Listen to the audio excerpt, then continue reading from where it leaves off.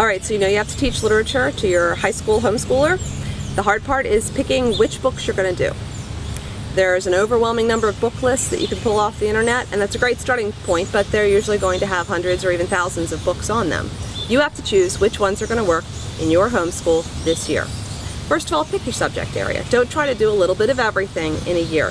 Pick American Lit, or pick British Lit, or pick World Lit, or pick a specialty area, something that really grabs your child. If they're going to go on to study veterinary medicine, pick a whole bunch of animal-related stories. It's okay to do that. That's part of the beauty of homeschooling, is we can individualize that for our kids.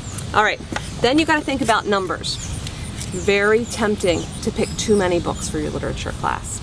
Your student needs to read a lot in high school. I recommend approximately 25 books per year, but a lot of those should be books of their own choosing.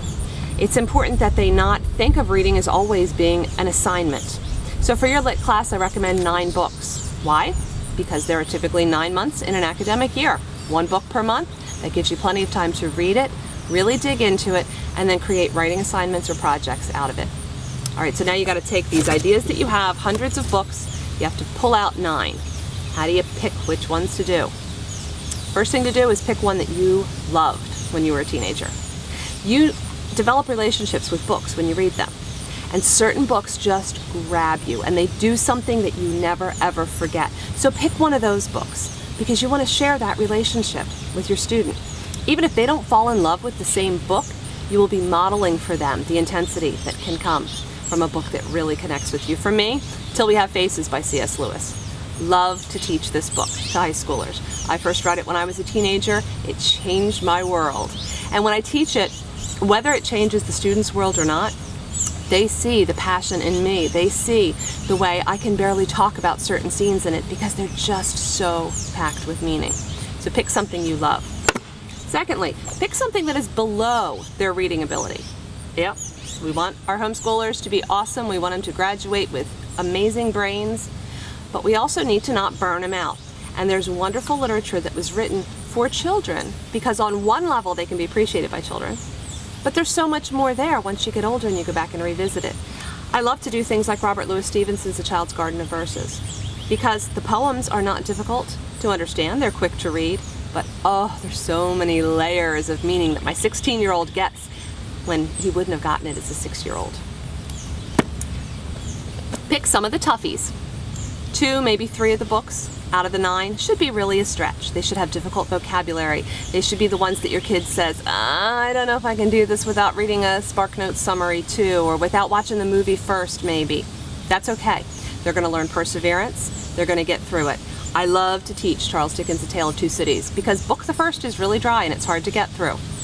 But they are so rewarded when they get through it and get into book the second and book the third.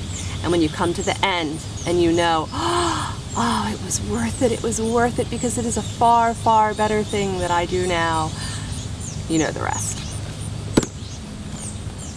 Pick a play, or maybe 2 plays.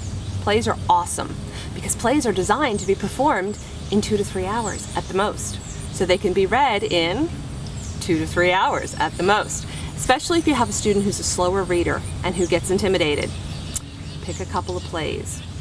They're not hard to read, they're quick, but they're fun to read. And especially if you pull together a book club, if you get with other people who are reading it and you do it as readers' theater, your student has read the book and enjoyed it and played around with it.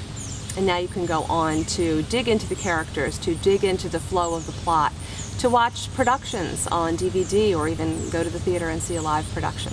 Plays, a great way to meet your literature requirement.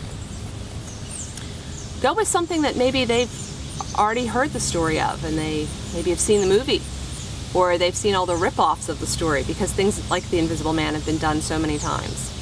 Go with something that's familiar, even if they already know how it ends. Your student's reading the book for the first time, so they're still having that experience of encountering H.G. Wells on paper in all of his glory. And it doesn't matter that they know how it's going to come out. In fact, sometimes that's very reassuring for a student who's trying to juggle a lot of high school. Finally, make use of things like anthologies. This is a Norton anthology, and it has wonderful cuttings from longer pieces of literature. It has poems. It has short stories. You know, just because a publisher didn't actually put together a collection of poems for you and bind it that way, it doesn't mean you can't count it as a book. So if you find that pulling out maybe 16 or 20 or 25 poems by a variety of poets and doing that in lieu of one book, you're still achieving exactly the same goal. So it's a wonderful way to make the most of your homeschool dollar too.